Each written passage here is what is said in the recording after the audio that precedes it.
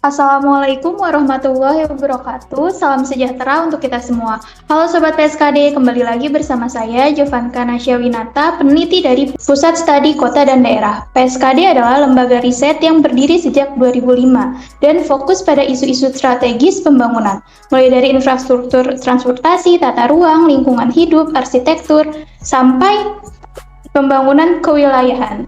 Kami hadir untuk memberikan analisis berbasis data dan rekomendasi kebijakan yang bisa dipakai oleh pemerintah daerah maupun masyarakat umum. Lewat podcast ini, PSKD ingin menghadirkan obrolan yang santai tapi substansial soal kota, desa, dinamika pembangunan, dan peluang masa depan di wilayah Indonesia.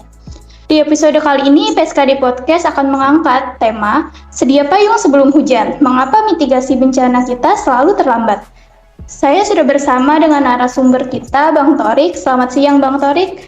Terima kasih sudah hadir. Boleh nih, Bang, menyapa Sobat PSKD. Ya, halo Sobat PSKD semua. Perkenalkan, nama saya Ahmad Torik Arifiano, salah satu peneliti dari Pusat Studi Kota dan Daerah. Untuk latar belakang saya, lulusan dari Perencanaan Wilayah dan Kota Universitas Brawijaya. Terima kasih, salam kenal semua.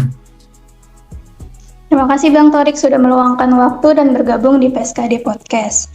Baik, Indonesia adalah negara yang berada di jalur Ring of Fire, artinya kita hidup berdampingan dengan resiko bencana setiap harinya. Namun, ada satu pola yang terus berulang. Kita seolah baru sibuk bergerak setelah bencana terjadi.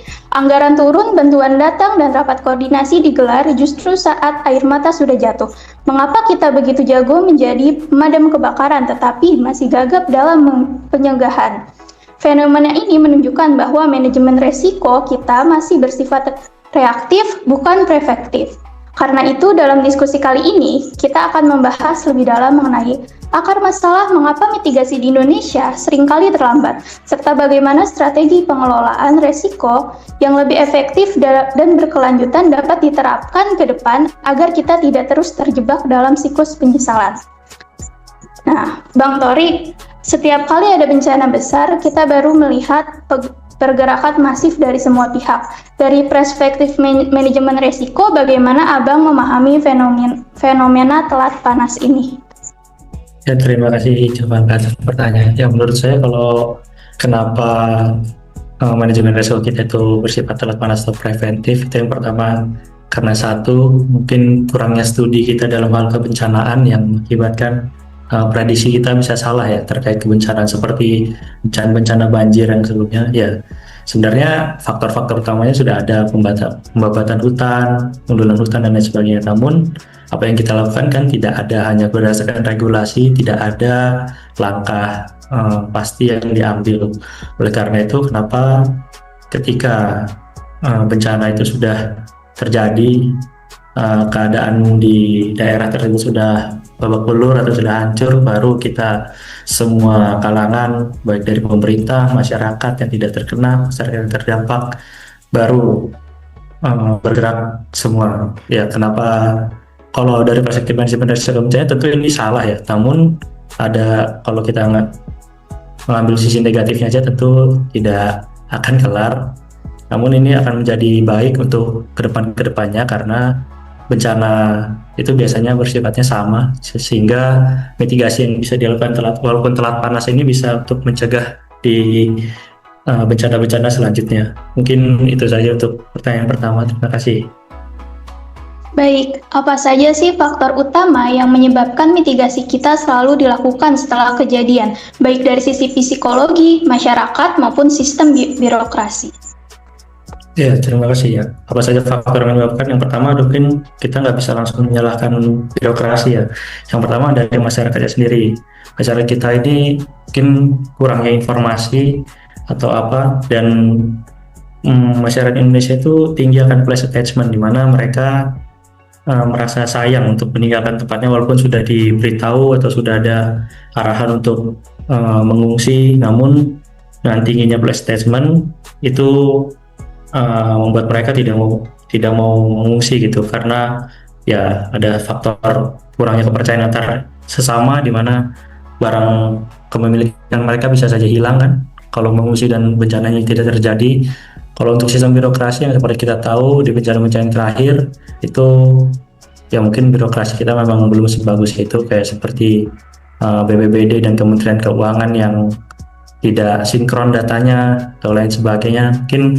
Tapi kalau birokrasi itu mungkin bisa bukan tanggung jawab kita, tapi kita sebagai masyarakat seharusnya bisa memahami informasi-informasi yang diberikan baik di media sosial ataupun apa dengan lebih tanggap, sehingga bencana yang terjadi itu tidak menimbulkan dampak yang terlalu besar. Baik, bagaimana Abang melihat kesiapan sistem peringatan dini dan infrastruktur mitigasi kita saat ini dalam menghadapi ancaman yang bersifat musiman atau mendadak? Ya, kalau saya melihatnya sih, kalau sistem peringatan itu udah cukup baik ya. Namun sistem peringatan tersebut tidak dibarengi gitu loh dengan aksi nyata, seperti mungkin dari pihak BPBD-nya langsung turun ke masyarakat untuk memberitahu secara langsung agar masyarakat itu percaya. Kan kalau di sosmed tidak semua orang uh, mendapatkan informasi tersebut, kayak saudara-saudara kita yang mungkin di daerah yang kurang sinyal atau apa, itu kan kurang untuk mendapatkan informasi tersebut. Nah, kalau dari infrastruktur yang seperti yang kita tahu ya, kalau yang bencana kita di Sumatera itu jalan saja belum rata, seperti alat untuk uh, apa untuk penanggulangan bencananya sulit sekali untuk masuk ke daerah bencana, yaitu menandakan infrastruktur mitigasi kita, terutama yang paling gampang itu jalan, baik itu jalan untuk melakukan evakuasi atau pada saat pengungsian itu masih sulit untuk akses jalannya, sehingga dampak yang dihasilkan dari bencana tersebut, walaupun bencana tersebut sebenarnya tidak merambat kemana-mana, hanya di situ-situ saja, namun karena kurangnya infrastruktur mitigasi kita jadinya dampaknya terlalu besar. Baik, apa dampak yang ditimbulkan jika mitigasi diabaikan dan kita hanya fokus pada penanganan setelah bencana, terutama bagi keberlanjutan lingkungan? Ya, tentunya dampaknya ke lingkungannya tidak akan berlanjut ya, karena yang pertama, untuk revitalisasi wilayah tersebut akan dibutuhkan waktu yang sangat lama apabila mitigasi kita hanya fokus pada penanganan setelah bencana.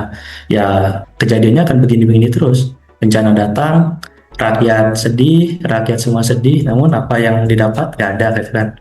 Ya, harusnya mitigasi kita itu sebelum bencana, baik itu dari segi regulasi dan lain sebagainya, terutama yang berkaitan dengan lingkungan.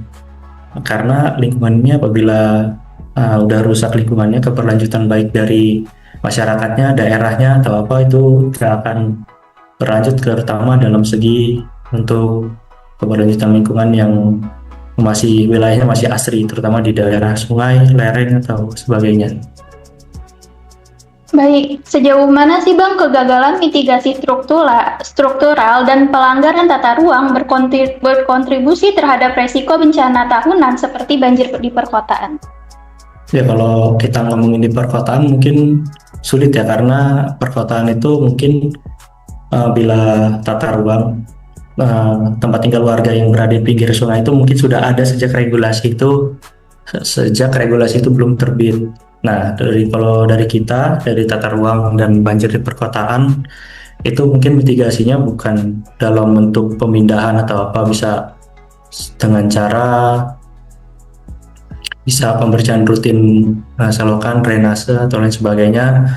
Namun apabila memang sudah dilakukan kajian yang benar terkait permukiman di sekitar bantaran sungai yang menyebabkan banjir di perkotaan, itu memang benar-benar tidak ada langkah lain, ya mungkin relokasi bisa menjadi pilihan, namun tetap dalam kajian tata ruang, kajian kemasyarakatan, sosial ekonomi, budaya yang mumpuni dan sesuai dengan kebutuhan di lokasi tersebut.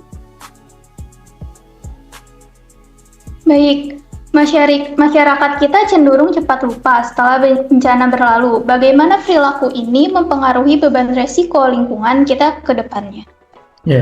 Ya benar, ini seperti yang saya bilang di awal ya.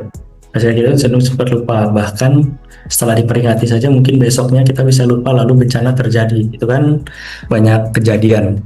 Nah, perilaku ini mempengaruhi beban lingkungan ya pasti, karena selalu diingatkan ini bisa jadi mereka justru bukannya memperbaiki lingkungan tersebut, malah merusaknya atau malah memperparahnya. Nah, bagaimana perilaku ini mempengaruhi? Ya Itu tergantung ke kitanya lagi sih, apakah kita sadar akan lingkungan sekitar kita sendiri, atau kita hanya mengharapkan orang lain untuk memperdulikan lingkungan kita sekitar. Baik, mengapa penanganan bencana selama ini masih cenderung bersifat reaktif dan apa dampaknya terhadap efisiensi anggaran negara? Ya kalau kenapa reaktif, pasti kalau reaktif ini biayanya lebih mahal ya, karena kita akan mengeluarkan biaya lebih untuk pertama menyediakan akses terlebih dahulu untuk kendaraan evakuasi sampai di tempat bencana. Kalau kita bersifat preventif, itu bisa dikurangi anggaran negara, seperti kalau aksesnya udah bagus kan kita enak ya, kita bisa kemana-mana aja itu gampang atau aksesnya mudah. Terus infrastruktur mitigasi seperti tanggul penanganan banjir, drainase, apabila itu sudah mumpuni, kita hanya perlu melakukan pembersihan, perawatan. Kalau reaktif itu kan kita perlu membangun drainase yang baru, tentunya itu akan lebih mahal daripada memperbaiki dan memelihara. Baik, seberapa penting sih Bang peran masyarakat secara mandiri dalam membangun sistem mitigasi tanpa harus selalu menunggu instruksi dari pusat? Ya, ini sebenarnya yang paling penting ya, kesadaran masyarakat bahwa dia itu tinggal di daerah bencana, terutama masyarakat-masyarakat pesisir, masyarakat-masyarakat yang tinggal di area sempadan, gunung berapi, dan lain sebagainya. Itu yang paling penting itu kesadaran mereka, terutama kesadaran dalam hal bencana. Adanya informasi itu harus diresapi dengan baik, ditindaki dengan baik, tanpa tanpa menimbulkan ketidakpercayaan gitu terhadap pihak yang memberikan, karena nggak mungkin kan dari pihak BPBD itu memberikan informasi palsu terkait bencana, karena itu akan merugikan baik kedua pihak, baik dari masyarakat dan juga pemerintahnya itu sendiri. Baik, menurut Abang, strategi apa yang perlu dilakukan agar manajemen bencana kita ke depannya bisa lebih efektif dan tidak terus menjadi masalah yang berulang setiap tahunnya? Ya, yang pertama kita harus benar-benar ya, kan kita punya dokumen kajian risiko bencana, itu tidak hanya mereview dari periode-periode sebelumnya, namun kita harus memiliki inovasi yang lebih, itu terutama di bidang penelitian terhadap mitigasi bencana, baik itu penanganan sebelum dan sesudah, sehingga kita sudah tahu gitu kalau bencana A kita harus ngapain baik sebelum dan sesudah. Terus kedua, faktor regulasi. Ya, regulasi ini mungkin untuk sekarang udah bagus ya, seperti pihak pengusaha harus menyediakan dokumen lingkungan tersebut sebelum terbit, namun kan tetap ada perusahaan-perusahaan nakal yang melakukan kegiatan sebelum dokumen lingkungannya terbit. Nah, itu mungkin dari pihak birokrasi bisa menindaklanjuti.